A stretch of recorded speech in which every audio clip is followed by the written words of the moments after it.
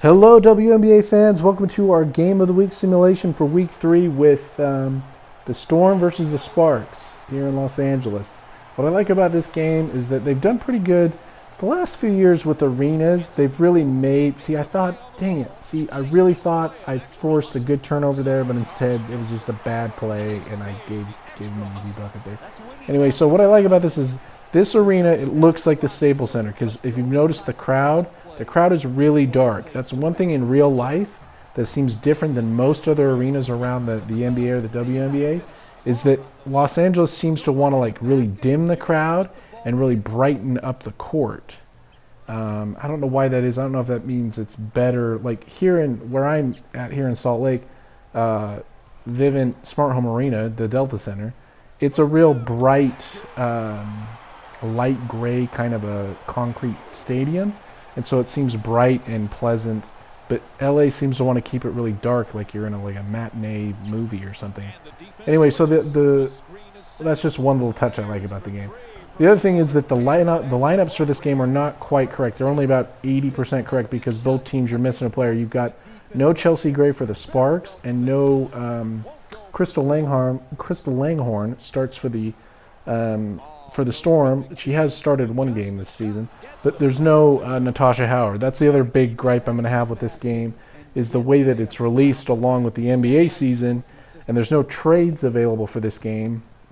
There's no you just go in and you can kind of pick your roster, and you don't get to pick the roster for the other team. I wish you could edit to make it a little more accurate. I mean, I assume maybe they think, oh, you're just going to put in all the other team's bench players, but that's silly.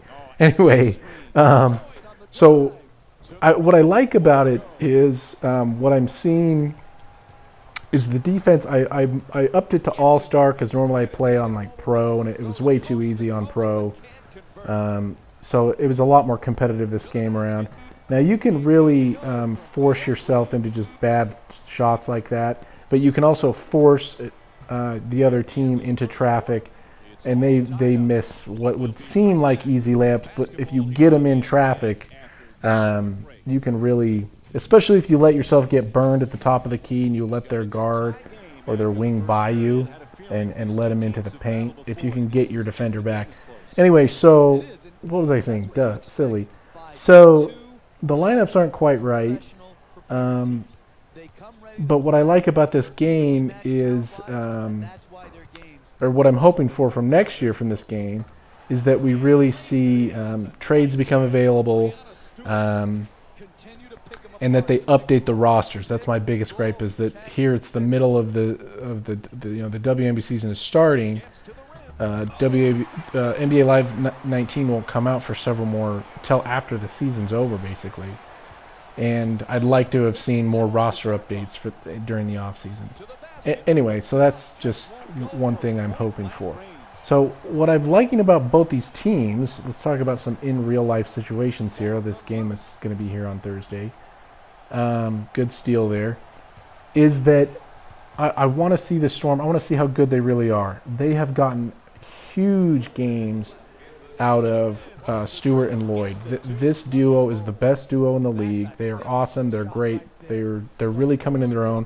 I mean, it's no surprise that two back-to-back #1 pick Rookie of the Years are playing this well together. Their PERs are, their player efficiency rating, I think they're at like 28 and 26. And then they've got Natasha Howard, who's new from the Lynx, she's become the third best player on the team. Her PERs are like 24. So you've got three players with above player efficiency ratings. See a bad pass there. I thought I was getting Subird to get to the open to Clark for the open three, but you got three players that are with PERs above 20. You won't compete in the WNBA, and you won't compete for a title without at least two players with a PER of 20 or higher. That's just the reality. Now let's talk about the Sparks. I think the Sparks are the most talented starting five in the league. Yes, the Lynx are awesome. Yes, the Lynx they have fouls. They have Maya Moore. They have Rebecca Brunson. But overall, right now, coming into their prime, you've got Agumake, you've got Chelsea Gray, you've got Odyssey Sims, you've got Candace Parker, You've got Elena Beard. They are just the most talented starting five, just for raw, sheer, awesome talent. And you can't help but want to watch this team because Aguma K is so efficient. She's great down low in the post. Candace Parker's always, always a competitor. Elena Beard is Defensive Player of the Year. Chelsea Gray is easily one of the best new players in the league. She's really coming to her own. She's been in top 10 categories. And like I said, Stewart here, great pass into Langhorne. Langhorne takes some terrible shots in this game, and that's my fault because I'm the one controlling her. Candace Parker, see that again, that was a terrible play on my part where I did not get the defensive rebound on the second foul shot, and I gave up another 2 points. So it became a 4-point play. Actually, it became a 5-point play. So what I'm liking really about both these teams is their offense. I mean, offensively, these are two of the best teams in the league. Defensively, the Storm have got to step it up. The other place they've really got to step it up is in their bench. Their bench has been, I don't want to say terrible, but pretty bad. Mosqueda Lewis, Noelle Quinn, Alicia Clark, even as a starter, has really been struggling. She's not even gonna. I don't know if she's gonna average even 10 points a game this year. Sue Bird's taken a dip points wise, but she's still been playing well with lesser minutes. Jordan Canada has been getting some rookie minutes, which has been good to see. But really, what I'd like to see out of this team is make some moves to really compete, because like any team, they're going to have just terrible defense there. They're going to have a smaller window of opportunity to really make a run for some titles here, or a title in the next year, 2, 3, 4 years, and they've got to get more help. Sammy Whitcomb was, she was kind of the feel-good story of the year. Oh, great steal here. This is what I forgot about this play, but I really enjoyed getting in there with Sue Bird, playing some great defense, and then getting the layup and getting it close here once again. So here's the example of a really good defense you can play up top. If you get higher up, if you get back on defense higher up on the court and sooner, you can play good defense in this game. You can force players to make bad passes. Anyway, so they've got to get some help from their bench. They've got to either make some moves. Natasha Howard's probably one of the best offseason moves that's really paying off the best in my mind right now. But the other thing is the bench is terrible. They got Mercedes Russell off of waivers or whatever from Liberty. She could help. Who knows? Canada could really evolve and really improve. But outside of Lloyd and Stewart, they're in a similar situation that Tina Charles is in New York with the Liberty, where Tina Charles is just she shoots more, almost double the amount of shots that anybody else on her team takes and makes. And she really is right now. Lloyd, see, great putback by Lloyd there. Lloyd and Stewart are kind of dominating the Storm's offense, which isn't necessarily a bad thing, but they got to have the help. They're getting some help from Howard, a really good amount of help. She's averaged about 13, 14 points a game. But Alicia Clark is struggling, and you're going to need her help. You're going to need Langhorne. You're going to need Courtney Paris to do more.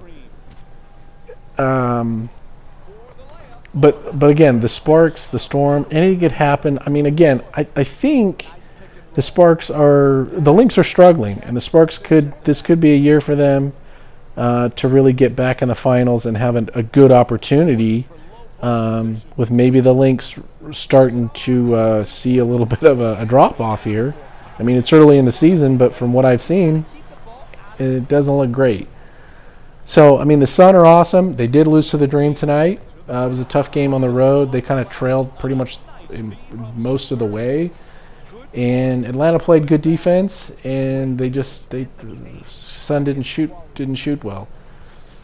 But they still, I mean, right now in my mind, the Sun, stats-wise, up until tonight's game, they were the best team in the league. The Sparks they've got Candace Parker back, and they're dangerous. And I really like